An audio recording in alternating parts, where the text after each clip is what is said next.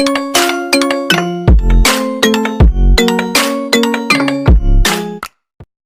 guys, now I know it's been a while, but then finally welcome to another brand new video of the TFC. Joining me today are Advait Praveen, who's a Real Madrid fan, and Artya Raghuram, who's a Barcelona fan.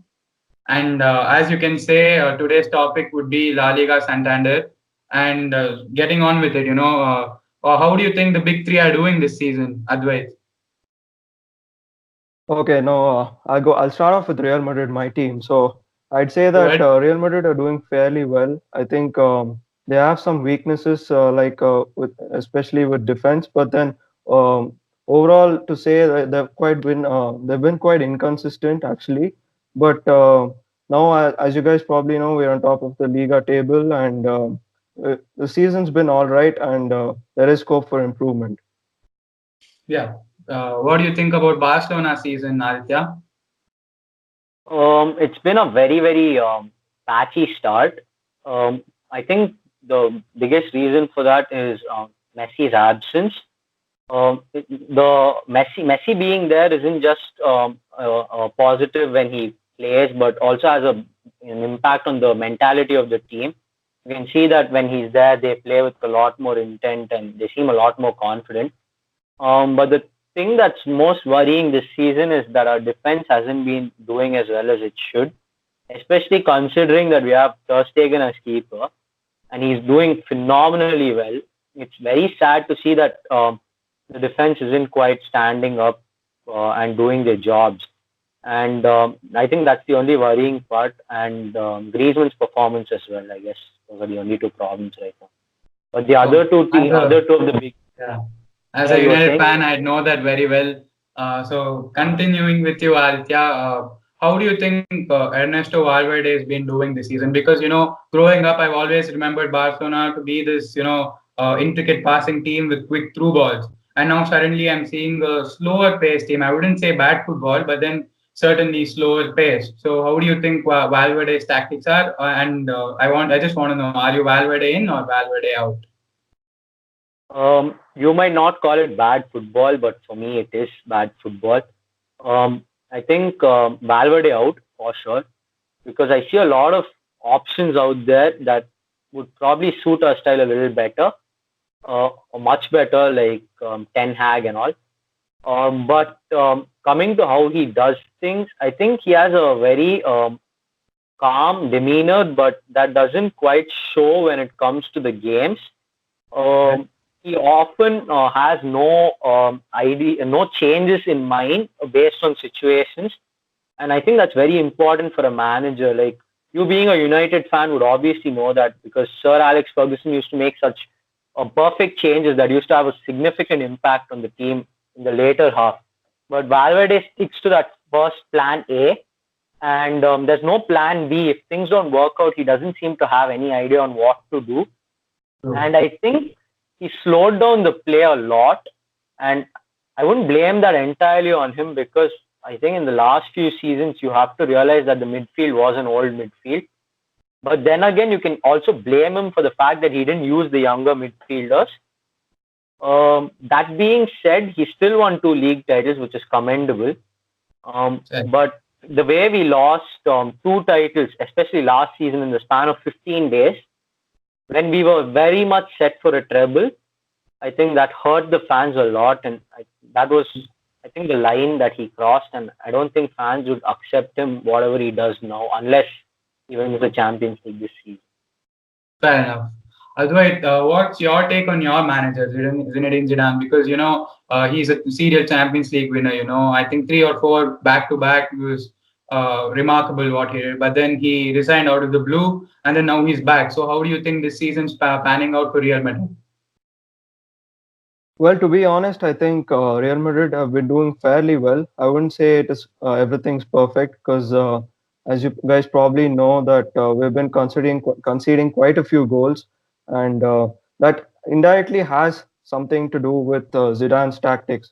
Now, to be very honest, I don't consider Zidane to be a very tactical manager. He's not like a Pep Guardiola who's gonna, you know, get all tactics on the paper and execute them perfectly well. He's not that kind of manager.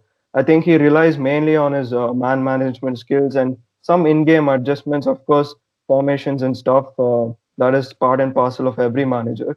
But coming to his tactics per se, I think it really needs to improve with the defensive front because, as you guys probably know, we play four at the back, and the wing backs are particularly very attacking in nature. So they always try to move forward and cross into the box, and hopefully we have a striker there to score a goal. But then in that process, when the fullbacks are in front, there is really like a gap that is left in defense, and most often than not, to fill that gap, we require a midfielder or particularly a defensive midfielder to come and take over those duties.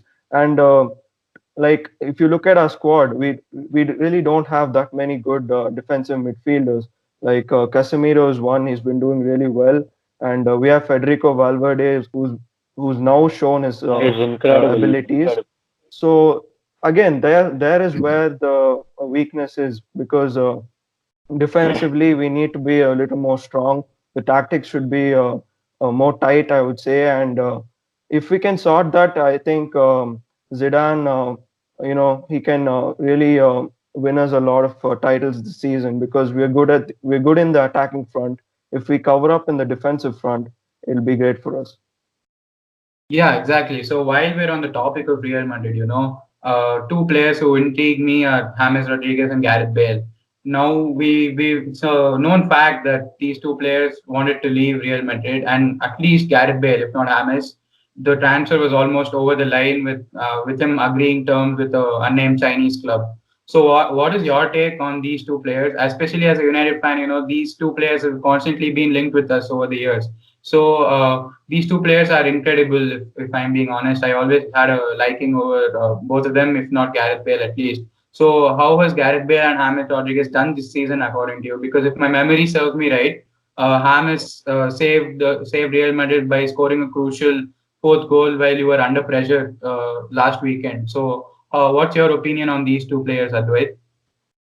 So with respect to Bale, I think you hit the nail on the head. He was gonna go off. He was gonna leave Real Madrid, going off to some Chinese club or something, and then that didn't go through, and now he's staying back at Real Madrid. And as you can see, there's a kind of a trend where Zidane, who had previously lost faith in Gareth Bale and really wanted him out, now the things have changed, and he's been getting a lot of game time. In fact, he's been playing 90 minutes for many of the games, and we've also seen a pattern where he's been rested for some of the uh, less intensive games. So yeah, that has changed with respect to Gareth Bale and Zidane. And talking about his performance, I think he's been doing all right. I wouldn't say he's like the 2013 or 2014 Gareth Bale that we know, who was like absolutely deadly. One of But the best now players in I the think world. yeah. So I think now he's like contributing to the team, and he's also helping a bit defensively, a bit I would say. And I think he really needs to step up for the team now that he's kind of regained the hope of Zidane. And overall, he's been doing decent this season. I hope he does better. Now coming to James Rodriguez, I just back from loan from Bayern Munich, and he was also linked to Napoli and few other clubs, and he was also on the way out. But then he also stayed back, and talking about his game time, he's getting a few minutes here and there. He doesn't start many games, but then again, he's been doing all right. And as you said, he scored the crucial fourth goal in our win last weekend. So he's not the same James Rodriguez we knew, but I think he can do well. Yeah, I totally agree with you on that. And the next question is to you, Aditya. Actually, you touched on it a little bit earlier. That is Barcelona's midfield, because it's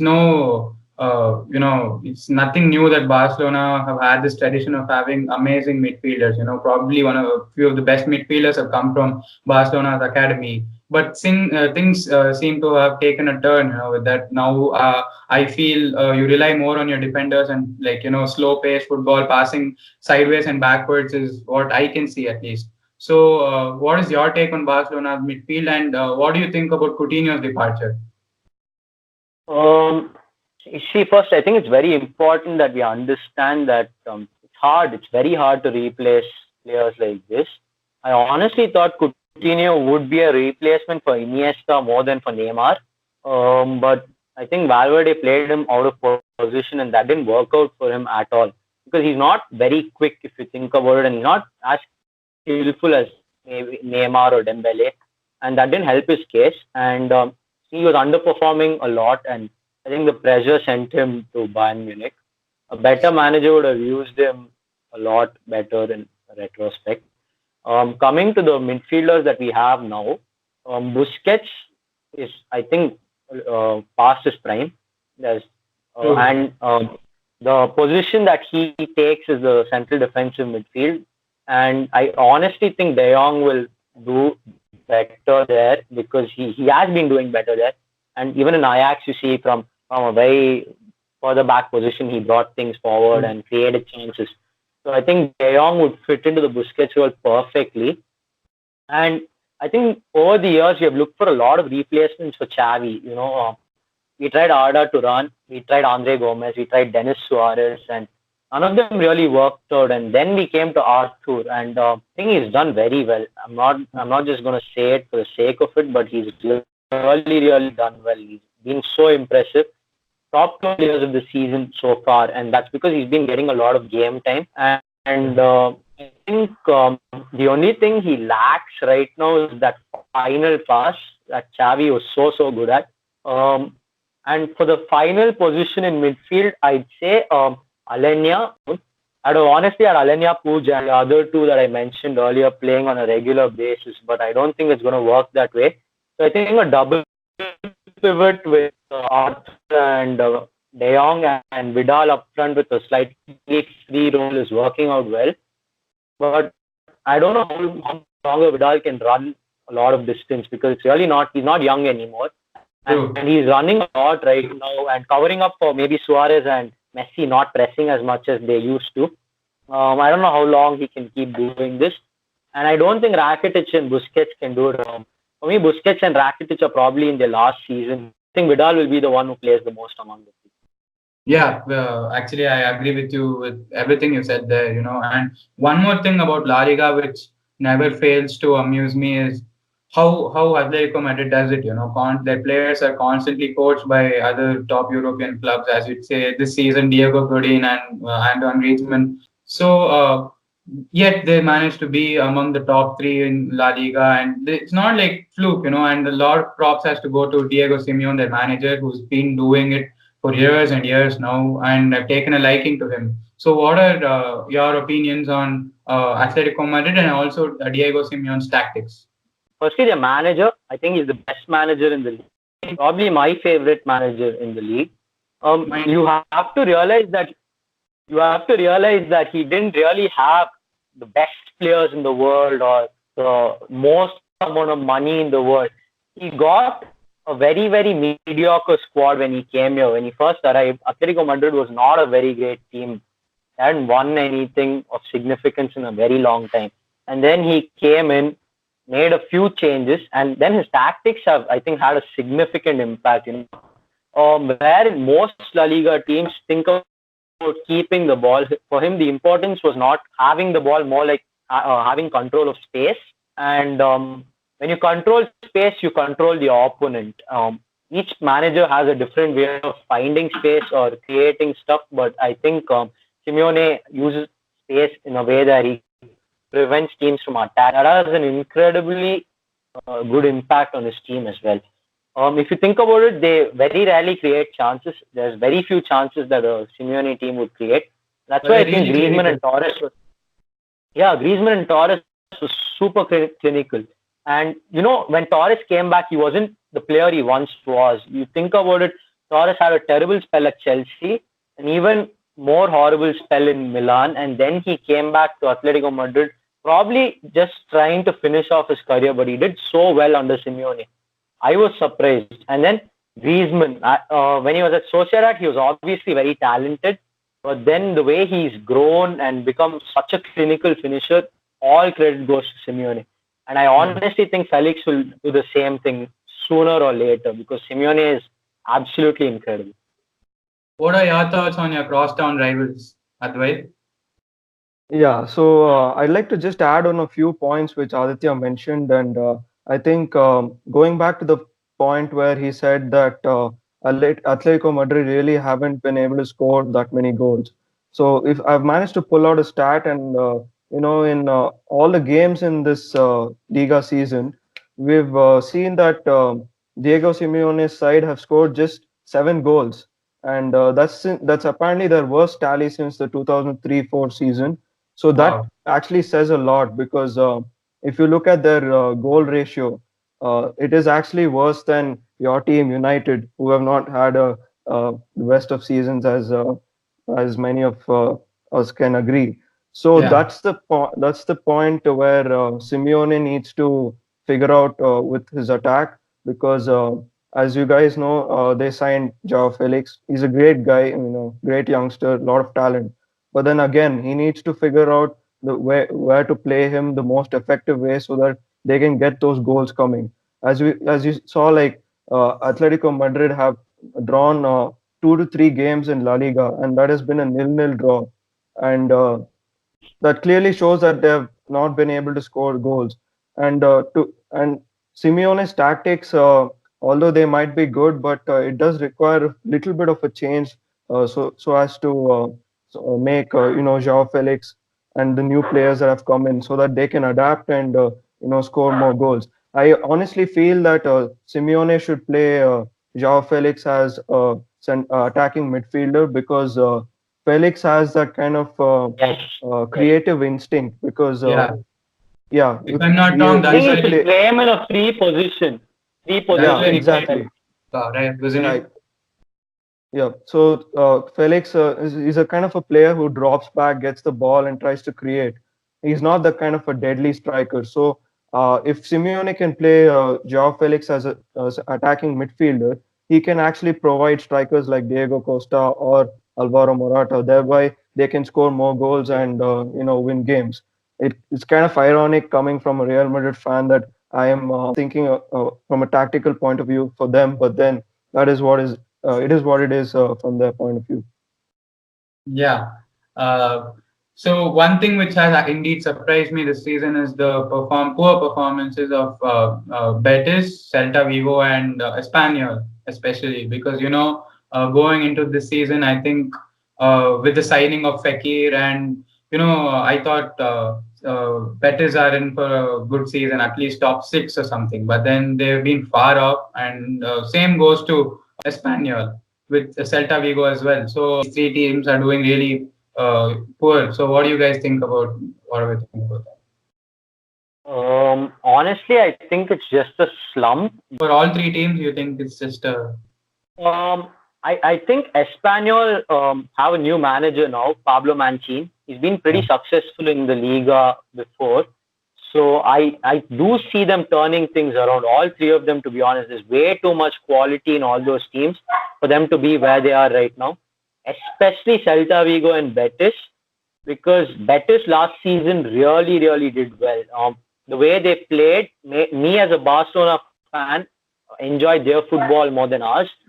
And I think Kike Setien deserves a lot of credit for that. But with him not being there now, things have changed slightly. Even with the signings of Fekir and Celta Vigo getting Denis Suarez, Rafinha, and all those guys, it's really not working out for these teams. I think they have to try something different because quality is not an issue here. It's just that I think there's a lack of confidence. And when you have Diego Aspas in your squad, you do expect to score a lot of goals. And having 6 or 7 goals in the season doesn't quite show a team that is confident about their attacking prowess. As for Espanyol, I would honestly be happy if they get relegated because they are the only other Catalan team there. But it's again a team that has so much quality. I honestly don't know how these three teams ended up there because there's way too much quality, and it's not like they played well. Also, they played pretty poorly because Betis had a final 5-1 loss to Villarreal, which yeah. doesn't show quality at all. I mean, Villarreal are a really it's good side though. yeah, they are. And Betis, it's not like Betis aren't. So that's the thing. A 3-1 loss or a 3-2 loss is fine, but And a 5-2 loss to Barcelona is one thing because there's so much attacking power in that team. But then losing 5-1 to Villarreal and drawing against other teams that aren't supposed to be where they are is probably what's costing such teams. So yeah, I have to agree with what Aditya has to say about Betis, Espanyol, and Celta Vigo.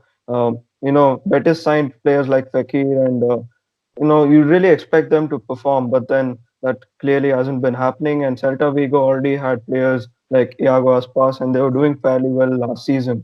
So I think it's basically like some tactical mishap that is happening with these teams, and I think if they can sort that out.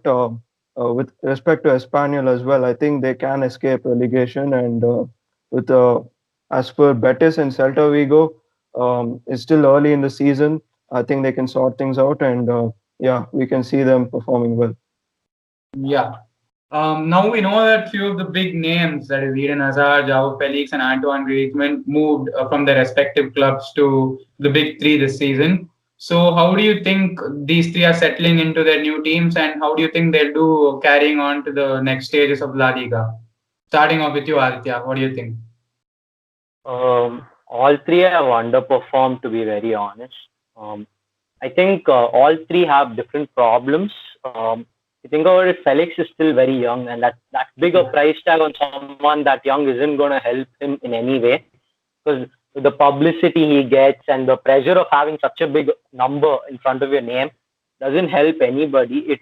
It kind of affects even the most experienced of players, and this guy is just 19, so I think that has had an impact on the way he's been playing. That being said, I don't think he'll have a bad season at all. I think he's going to do pretty well this season. And it's only going to get better with time because as he grows more experience, as he gets more experience, he's going to get better. As for the other two, I think Hazard, with the improvement of fitness and with more game time, I'm pretty sure he's going to do magical stuff for Real Madrid. Me being a Barca fan, I hope that doesn't happen. But yeah, you can't expect a player of that has so much quality to not perform. And for Griezmann, I think the biggest problem is his position. Ernesto Valverde hasn't been very good with giving people the positions where they should be playing. I think similar problem was experienced I think since Neymar left, we haven't really signed someone who can play, who's a specialist on the left wing. Yeah, they signed Coutinho thinking he's a left winger, didn't he? But then he's more of a attacking midfielder who picks the ball from the midfield and then puts it top bins, which I think didn't really go well for him in Barcelona. Exactly. And now you have to realize that Griezmann in Real Sociedad was a left winger. But that time he was a lot younger and a lot quicker, and his style of play was a lot more different than it is today. And in the system that we have, where wingers are supposed to really, keep the ball for long and try to create chances more than cross the ball randomly, I don't think that's the position for him. When he was signed initially, I thought Griezmann was a replacement for Suarez and they'd play in rotation. But that's not how it's worked out, and I think that's affecting his position because if you notice when Griezmann played where he should be playing, he scored 2 goals against, and I think he scored a goal against someone else as well. I'm not able to recollect it, but yeah, he's played well when he was played where he's supposed to be. Either he has to adapt or Mr. Valverde has to figure out a way to use Griezmann the right way because so much quality and so much money being spent on a player and not being able to use him right. And that was 3 players in a row not being used right. I don't think that's going to help him. Let's not forget Griezmann whenever he plays for France still puts it top bins, So clearly he's not lost his talent. It's just that finding his best position and over time I think he'll improve as he gets to know his Barca teammates. Yeah. So coming to you, I think Advait. all three will. Yeah. I certainly agree with you on that one. So what do you think, Advait, especially on Eden Hazard? Me being a United fan. Hazard certainly put United through the tasks over the past few seasons, but I've been observing that he's not quite hit his peak with Real Madrid. So, do you think he'll get there over time, or do you think he's like a sort of Alexis Sanchez type of player? What do you think? Okay, so I'd like to talk about all three players. So first, let's talk about Eden Hazard. So I think, as we all know, he's a quality player and he's a quality winger, and he's done very well for Chelsea. And obviously, with the season that has uh, gone past, you'd probably think that he's not performed well. Well, I won't come and deny saying that he's not. He's performed really well. He's done some exceptional stuff with the amount of time he's got to play. But then I also want to reiterate the fact that he has changed leagues, and he has come to a new team. So there is some kind of adaptation period that you must allow players. So I think that yes, Hazard hasn't performed as much as we'd expect, but I think that will change given he's getting the momentum. He scored a goal, he assisted in the previous game, so he's getting that momentum, and he's getting to know his teammates better, and he's adapting to Zidane's tactics. So yeah, I think he will perform eventually, and no, he will not be an Alexis Sanchez. And coming to Joao Felix, I think I want to disagree a bit with what Aditya said. He And did say that Joao Felix has underperformed, but then I'd say that yeah, he has underperformed, but compared to Griezmann and Hazard, he has actually performed better. I think he has been able to adapt to Simeone's tactics better than the other players with their respective teams. I think the he's shown some great skills, and he's really shown his abilities in a few games, especially with when they played against Juventus in the Champions League, and a few games in La Liga as well. He scored a few goals as well. So I think again that it comes back to the point I mentioned in the earlier part of the video. So I think Simeone really needs to play him in the right position. That I feel he needs to play as an attacking midfielder so that he Or a can false create. And nine, two yep, attackers. yeah, or that would work as False well. nine So would he be would, perfect. yeah, so he can play as an attacking midfield and again supply to the strikers. So I think he can also do well. And as for Griezmann, I think Aditya knows better than I do, so he summed it up pretty well. And yeah, that's what I think about these big signings. so, coming to my favorite section of the video, which is a rapid fire. So, starting off, who do you think will be the top scorer of your respective team? Starting off with you, Advait. I think Karim Benzema. He's already the top scorer, isn't he? So, you think he'll continue his great form? Yep, yes, What indeed. about you, Aditya? I think now that Messi has got his first goal, I do expect Messi to be the top scorer, but Suarez won't be too far this season. He's playing very well. Well, uh, so the second question. I know it's a while away, but who do you think will be the winner of this season's El Clasico? Well, it's not that far away. It's just on 26th October. So, well, it will be a tough game. And obviously, I'll have a bias to Real Madrid. So, I'm going to say Real Madrid. What about you, Adi? Ernesto Valverde has never lost to Real Madrid in the league. So, yeah, I think Ernesto Valverde's team, that is Barcelona, would do well again. But I don't think it'll be easy. Like he said, it's never been easy, but I think we'll have a pretty good win. Yeah, the next question is actually my favorite one. Three players you'd sign from Real Madrid, Aditya, and three players you'd sign from Barcelona, Advait. Starting off with you, Aditya. This the three players I'd like to sign is not based on the players we already have, but players I just like in general. Isco is probably my favorite Real Madrid player. I like Carvajal as well because he's so good in attack, which is something that Barcelona lacks on the right side since Dani Alves has left. And the third player I would want is Sergio Ramos. I think he's a great player to have in the box during a corner, and they're not very I capable of have to scoring say from that those one shocked situations. me, especially coming from you, Adi, knowing you since so many years. That one really Yeah, caught my attention. Okay, coming to three players I'd sign from Barcelona, I think I'm not going to sit here and say like random players. So, it has to be Leo Messi. He's one of the greatest players. I give you that. So I definitely sign him, although it's near impossible. I mean, of course, it's just my Then mine opinion. was shocking. What is that? No, but this is three players you'd like to have, not three players you Yeah, realistically think Real Madrid will sign. So I'll give him that. yeah, of course. And another would be Marc-Andre Ter Stegen, to be honest, because Courtois, I think it's let's say the better because the amount of goals he's conceded, I think we really need a good goalkeeper. He Although got subbed off, it's didn't he? In the yep, first half itself.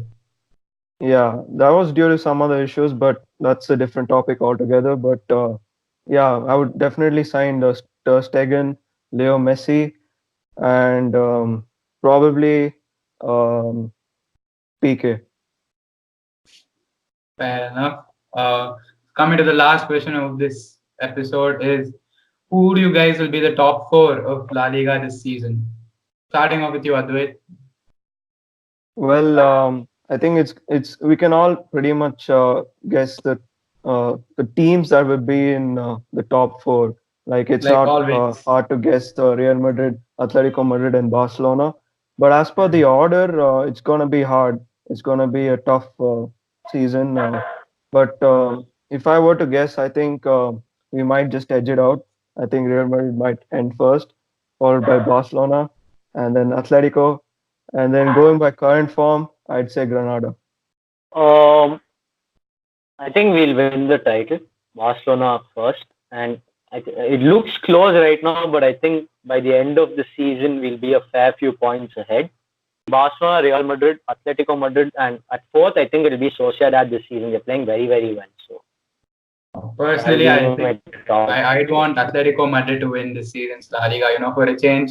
And then I think Barcelona coming in second, because that's what they do. They'll always be second if not first. Third, I think Real Madrid. I mean, obviously. And then fourth, I think Villarreal. I think they've impressed me whenever I've seen the few games that I have. So that'll be my top four. So that's Fair that enough. for today's episode of TFC. And thank you, Advait and Altya, for joining me today. The social media accounts are in the description below. Don't forget to like, share, and subscribe as well if you haven't already. That'll be it. Adios.